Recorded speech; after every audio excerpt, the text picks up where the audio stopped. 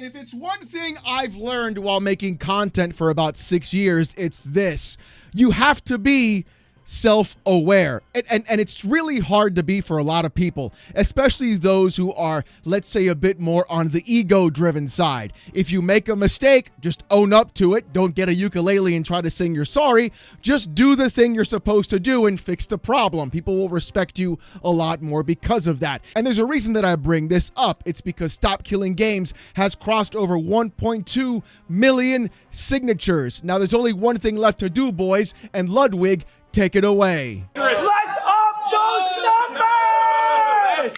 That's right, we still need to get those numbers up because the reason is simple. There could be a lot of fake signatures from people that do not live in the EU using a VPN. So, if you are wanting to get this signed, and you do not live in the EU, pass this to a friend who does live in the EU. If you live in the EU right now and have not signed, please do so. The link is in the pinned comment down below. But the thing is, there's a reason why I bring up Pirate Software and Ludwig and Stop Killing Games in general. You see, Pirate Software was, in my opinion, instrumental in Stop Killing Games not being successful earlier on until Accursed Farms went around and made that video directly calling him out for what he said and did. Now, we had that in a previous video before, but you know what? It's really funny to see how the Streisand effect is directly correlated to this kind of scenario. And the really crazy part about all of this is how this is impacting Pirate Software directly simply because he refuses to take the L and say, hey, I was wrong, or even clarify his exact statements of what was being said. Now, he's talked about this before, but the thing is, these things continue to happen to him. And it got even worse because now he in fact is leaving Off-Brand Games, that publishing company that works with him and Ludwig to publish games, which is why I brought that Ludwig clip earlier on. And here's what in fact Pirate Software had to say. I am no longer working at Off-Brand Games. People were attacking all of the games we were publishing and trying to mass review bomb them. You can dislike the things I say, but this kind of behavior is unhinged. Learned a lot there, accomplished a lot. Hope they succeed regardless. Love those dudes and loved working with them. Hope they keep cooking. That's weird. I've never heard of anybody trying to review bomb games from Off-Brand. That doesn't make a whole lot of sense. I'm sure there's going to be direct evidence, especially on Steam, to determine whether or not these games are in fact being review bombed or there's any sort of harassment happening. I'm sure that we're going to go ahead and be able to find direct evidence to prove Pirate Software being correct about this, right? Right? Well, you know what? We didn't have to go far because friend of the channel Mischief made this tweet directly. None of Off-Brand's games titles are getting review bombed. Ludwig and Pirate Software are both blatantly lying to seemingly further slander the Stop Killing Games movement. Incredibly weird and manipulative behavior from the both of them here. In fact, here's Ludwig's tweet about the entire thing that's happening. Such a bummer Rivals 2 is getting any for this.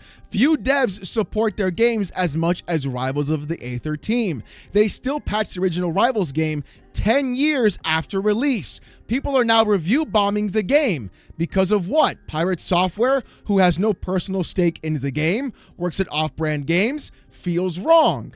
But you know what? Let's go ahead and take Ludwig's statement and put them to the test. Hopefully, he's not going to be an absolute snake and is just not totally lying about this entire scenario. Now, is he? There's a theme in this video if you haven't noticed it yet. Are you catching on? Here is the Rivals of Aether Steam page. In fact, right now, the most recent reviews are set to overwhelmingly positive at 221. The total for all reviews is at 31,000 reviews and is also at overwhelmingly positive. In fact, in the actual graph section for Rivals of Aether, there is no review bombing, in fact, happening at all. When you see the most recent reviews for the past month, there's no review bomb there. You have some slight spikes here and there, but everything else is overwhelmingly positive. When you look at the entire lifetime of the game, it is also set at overwhelmingly positive. So here is Rivals of Aether 2. In fact, that is also sitting at a mostly positive for 310 recent reviews and a mostly positive for 5,000 reviews. In fact, when we see the graph of the actual review sites, we can clearly see there is in fact no review bombing either. So even if Ludwig and Pirate Software said, oh, it wasn't the first one, it was actually the second one, that's not true at all. So clearly, If it don't make dollars, it don't make sense, now does it, boys? But let's continue though, shall we? Here, in fact, is Bonnie Bear Saves Frog Time. Again, mostly positive, 73 reviews. And even in the graph that you can see here, that big spike of negative reviews for that one day, it isn't even a lot of people. It's one negative review and then one positive review. So this is not a review bomb. This is one person not liking the game and one person liking the game. Don't let the sides of the graphs fool you. That's what she said. And then, of course, the other game from Off-Brand Games being published is Aethermancer, sitting here with a very positive recent review and a overwhelmingly positive review altogether. And if you haven't picked up what I'm putting down recently, as you can clearly see, there is no review bomb happening because, again, even in the most recent reviews, these big spikes that are negative are literally just one negative review on those time frames, while all the other big blue spikes are, in fact, positive reviews. So, it turns out that our boys are, in fact, literally lying snakes in front of you, claiming review bombing happening, which didn't happen at all, as the evidence clearly points out. In fact, it gets worse because the lies continue to spread, as Mischief pointed out here. It's worth noting, however, that Pirate Software's self-published game on Steam is the game being review bombed, and he posts the evidence directly. So, Pirate Software and Ludwig are in fact lying to the community and everybody else, trying to blame Stop Killing Games and everybody supporting it as review bombing their games from Off-Brand Studios, when in fact there is no review bomb at all, and at the same time they're both going ahead and lying to everyone directly. It's wild to see, but you know what's even more wild is the response from Pirate Software himself. For those trying to say this is somehow a lie, the abuse was across socials, people on Discord, Twitter, and Reddit, and some reviews on Steam. Indie games are fragile things, and attacks like that hit hard. Overall sentiment was to bash the games and the developers working on them to try and get back at me. Not worth bringing them down, for my opinion. Also, stop it. Get some help. No. Pirate Software, we're not doing this. As someone who used to like your content and used to watch you regularly, this is absolute 100% unequivocal bull. Because you said you left Off-Brand Games due to the review bombing happening to those games, when we proved today, without a shadow of a doubt, there was no review bombing. You then moved the goalpost again, as you somehow for some reason always tend to do, and are now saying, oh guys, it was on socials and Discord and Reddit and some reviews on Steam. There were no reviews on Steam review bombing, you guys, okay? When you say the statements we were being review bombed, people are expecting a review bomb to be occurring. People can then point back to saying, hey, there is a coordinated attack on these people's games and their livelihoods. There was none of that happening at all. You literally went ahead and just made it all the f up. You couldn't just take accountability and say, hey, I'm stepping away from Off-Brand Games, mostly because I have a lot of hot ass takes, and that's pretty much going to be the case about it at all. So listen, go support them if you like their games, and if you don't like their games, just don't even look at it. That's fine. But you couldn't even do that like an actual adult. You had to play the child's game. You had to lie in front of everybody, as you apparently seem to tend to do, as other people are now pointing out. How this is even occurring to you guys at all is wild to me. But it gets even crazier because the unhinged behavior continues from Pirate Software. You see, on July 3rd, the day before America's birthday, Pirate Software in fact tweeted out this: the most interesting narrative is that my videos somehow quote-unquote killed the initiative. This graph shows the initiative already had a downward trend in interest when my videos dropped. My videos do not seem to have had any impact on the movement at all. Making me a villain did though. Best of luck with your next steps. And then he posted this graph specifically. Now, anyone who's never taken a math class or a stats class in high school or college can look at this and say, yeah, Pirate Software is in the clear. Why would anybody blame him for it? But if you look at it very closely, you can see the direct moment where his videos went online to when the actual initiative took the hardest hit and took a nosedive downward. In fact, Pirate Software's own tweet got community noted. No, I'm not kidding. The community note, in fact, said this: the creator of the graph has made a graph detailing the first 2 months to correct the original post, with the link to the Reddit page. Let's see that updated graph though, shall we? Here is a statement from the graph creator on that Reddit thread. Sorry for hijacking the post. Updated graph thanks to the commenters can be found here. I delved deeper into the matter, and even though I really don't want to turn every stone over, it seems initial streams were on the 2nd and 3rd of August, while my post shows the 6th of August together with the YouTube video. The entire matter apparently went on for most of the week for him. The dates of the 2nd and 3rd of August come from archive.org, where they are still available. However, I have zero interest in going through the content. I was wrong in my post, and I'm sorry for that. Don't trust the things you see in the internet, kids. And this is the best thing I have had to see over the holiday weekend, is literally that exact same graph and imager link from the original creator showcasing the exact moments where Pirate Software's videos went live and the exact second after his content was posted, hitting millions of views. The initiative completely took a total nosedive and tanked completely to the floor. Not to mention the fact that Pirate Software has been on record stating himself that he will do anything he can to turn this initiative down and to make sure it does not succeed. My boy, the lack of self-awareness, like we talked about in the beginning, the lack of taking accountability, the ego on this guy, the hubris, the insanity to not go ahead and say, hey, look, I was wrong, is wild to me. In fact, Dr. K had to tell you about your ego to your face, and you still denied it. I think sometimes the things that I talk about in regards to those types of things is misconstrued as arrogance or boasting, when in reality, I'm just trying to give context. So that is the problem right there. So I want you to listen to this phrase. Sure. This gets misconstrued as arrogance, but in reality, it's this. Yeah. That is the most arrogant statement on the planet, bro. Like, tell me I'm wrong. Okay. I don't see it that way, but all right. Right? So, oh, yeah. So you don't see it that way. You're wrong. No. Oh, you know what? You know what? You know what Pirate Software reminds me of? Pirate Software reminds me of that dude who moderates a Reddit page. That's who he reminds me of. Just that egotistical hubris and unable to go ahead and be like, yo, hey, I was wrong, boys. Sorry about that. Or be like, hey, look, I just don't want government oversight in my video games. That's pretty much it. I'm very like anti-gov. That's kind of my stance on things. And I don't want that to be apparent. That's all he had to say. Everybody would have been like, okay, I get that. That makes sense. This would have never happened either way. And even then he could have been like, you know what? I was wrong about the initiative. I talked to Ross the other day. We had a good lengthy conversation, and I figured out what he actually meant. I would like to work with him on this directly. He could have provided proper input for Ross as well, and Accursed Farms for the SKG initiative. He could have provided a much better perspective and point of view. He could have reached out and been like, I should help them out and get another developer perspective. Instead, we see the same exact thing that happens all the time when somebody learns a little bit of code in computer programming. They start thinking they're the best coder in the actual world, and the crazier part is the way he talks about the initiative still to this day on his own live stream. No, I'm not kidding. I've been called a zoophile, rape, corporate plant, degenerate, narcissist, nepo baby, and many other names. And they attacked all the accomplishments over my life, despite physical evidence to prove to the contrary. And they also went after every job I ever held, trying to say that I never worked them, or if I did work them, that I never deserved them. So I'm going to be honest with you. I hope that your initiative gets everything you asked for, but nothing you wanted.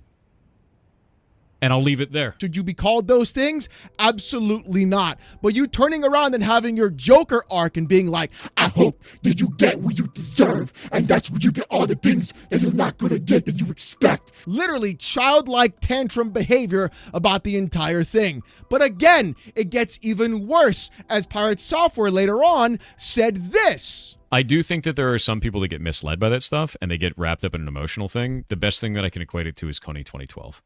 Kony 2012 was a movement in 2012 where everybody online kind of wrapped up into this big thing where they were trying to overthrow a Ugandan warlord named Kony, Joseph Kony, except he hadn't been in power for 4 years.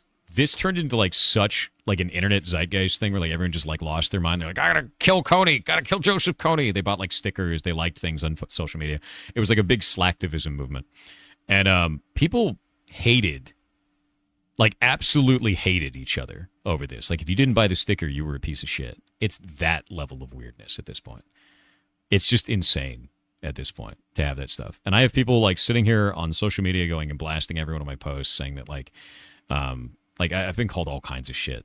You know, been attacked in all kinds of different ways. We got swatted 2 times this last week. There's so much to break down here. It's actually insane to me how you're going to compare Stop Killing Games to Kony 2012 and acting like you're the martyr about all of this. Like you're the reason, you're the central focal piece. No, you're just the one that has the loudest amount of actual reach. And instead of being for the consumer, you chose to be a corpo on top of it. That's the part people are calling out. And the more people are thinking to themselves like, hold on, you call yourself Pirate Software, you talk about being pro-consumer, you discuss the possible ways of why companies are in fact having issues with piracy, yet you turn around and instead of the one thing that is going to possibly be for the consumer in the first place, you completely 180 on your entire stance on everything you've said before and then slam it down. And then now you're like, well, this whole thing is Kony 2012 and I'm just a whole martyr about it. My boy, you are not a martyr in any of this, okay? Now look, if you've been swatted, that's a horrible thing to do, and I hope the people that did that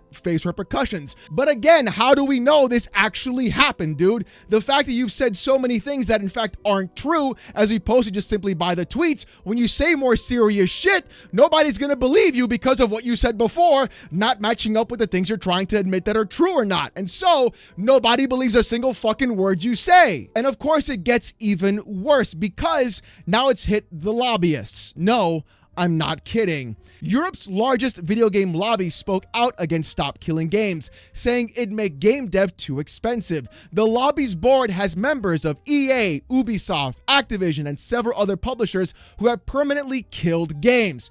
Oh, hold on a second. Wait a minute. Now you're telling me that the actual lobby that is full of people who have literally gone through and have destroyed the gaming industry by creating nothing but live service titles, killing games directly, pulling games from sale, the fact that Anthem is now unable to be played directly by EA is full of the same people and are against Stop Killing Games, saying that game dev is too expensive when we're seeing the new Battlefield game cost upwards of $400 million before all this comes even into effect? Oh, now that's too expensive? Now that's a problem? Well, let's see their statement, though. I'm sure it's going to be great, right? Or is it just going to be exactly what Pirate Software said? Would be kind of weird to see that, though, huh? We appreciate the passion of our community. However, the decision to discontinue online services is multifaceted, never taken lightly, and must be an option for companies when an online experience is no longer commercially viable. We understand that it can be disappointing for players, but when it does happen, the industry ensures that players are given fair notice of their prospective changes in compliance with local consumer protection laws. Private servers are not always a viable alternative option for players, as the protections we put in place to secure players' data, remove illegal content, and combat unsafe community content would not exist and would leave rights holders liable. In addition, many titles are designed from the ground up to be online only. In effect, these proposals would curtail developer choice by making these video games prohibitively expensive to make. We welcome the opportunity to discuss our position with policymakers and those who have led the European Citizens Initiative in the coming months. Basically, this is a whole bunch of bullshit from these companies and game development studios. All they want to do is to say, we want to go ahead and maximize profits, and when the game is no longer profitable, we're going to cut that shit off and screw you off at the end, take all of your money, and leave you with nothing in the back end. Oh, it's going to make development costs increase and just be crazy for us. We'll never afford it. But let's go ahead and raise the price of video games twice in the same generation, dump microtransactions into video games consistently, make ultimate editions without even the game in the actual edition, and then at the same time make you pay more for less. But hey, let's see who's on their board, shall we? Hester Woodcliff is the chair from Warner Brothers Games, that same Warner Brothers Games that has gone through and locked away an entire Nemesis system from being used in any other video game because they wanted to patent that in the first place. Good job. Way to go. Cannon Pence from Epic Games, the same company who wants to go ahead and lock exclusivity on an open platform like PC gaming. Awesome. Nice job. Way to have that great person on your board. Way to go, guys. Good job. Kerry Hopkins from EA. You know, EA, the same people that put MTX in every $70 to $80 video game that you have, that pump out the same game every single year. Yeah, that's a good person to have on there. Good job for the consumers and devs. Way to go. Ian Mattingly from Activision. Okay, we're not even going to have to go over that one because we know exactly what ABK acts like. Clemens Condanitz from Embracer, you know, that same Embracer that bought every other game studio, then fired every other game studio, then has nothing to do with those IPs anymore because they couldn't get bankrolled by every other fucking Middle Eastern country. Way to go. Nice job. Kumar Jamil from Microsoft, the same Microsoft that fired 15,000 people in 2025. Way to go to pump $80 billion into AI. Nice job. Way to go down there. Clemens Mayer from Nintendo of Europe. We've seen what Nintendo's been doing recently, so clearly they're not the most pro-consumer that I've ever seen, honestly. Cinnamon Rogers from Sony Interactive Entertainment, the same company that raised the price of their consoles consistently, made a $700 PS5 Pro. I've given you nothing in between, but hey, let's keep going with that, shall we? Matt Spencer from Take-Two, the same Take-Two that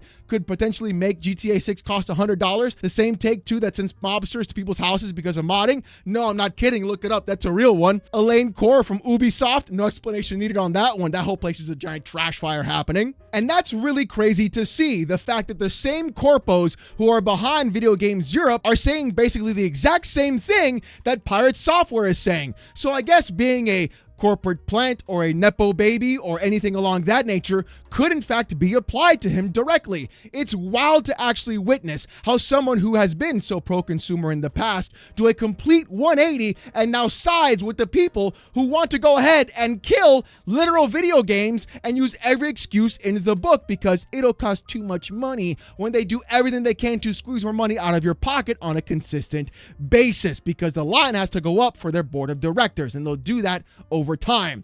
This means, to me, in my opinion, that if people like Pirate Software, who worked in a publishing role, who used to be pro-consumer, are now shitting in their pants and having those same boards of directors from Video Games Europe also have to make a statement because we hit the 1 million signatures, goes to show that we are, in fact, on the right track. And it becomes even clearer as you get to see the people who are now making a defining line on who is truly pro-consumer and who is nothing more than a corporate plant and shill, because that's exactly how things are playing out.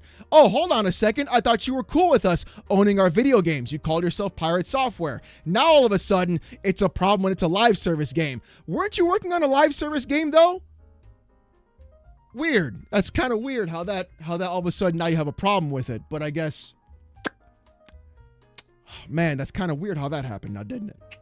So it goes to show that the one thing I've wanted to have happen where customers and consumers get to own their actual games is finally going to be taken seriously. And people getting in the way of it are basically showing you their true colors. And it really is a sad sight to see. Because of the fact that Pirate Software and Ludwig have completely ignored the Streisand effect, we get to see exactly what kind of people they in fact are. And the more we see about it, the more lines are drawn directly. Because this is going to not be a good situation for Pirate Software. And the simplest thing for him to do is say, hey, my bad, I'm going to work with Ross on this, and we're going to get this done the right way.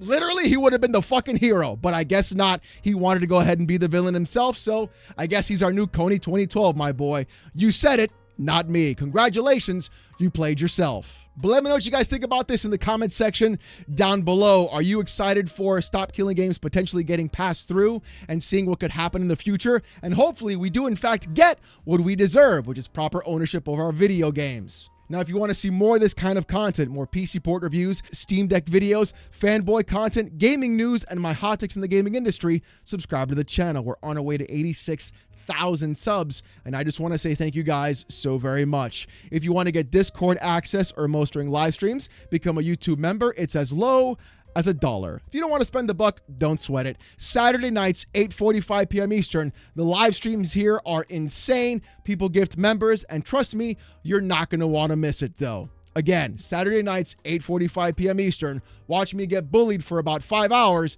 with AITTS. With all that being said though, thank you guys so much for watching. Hope you have a great one, and I'll see you gooners next time. Peace!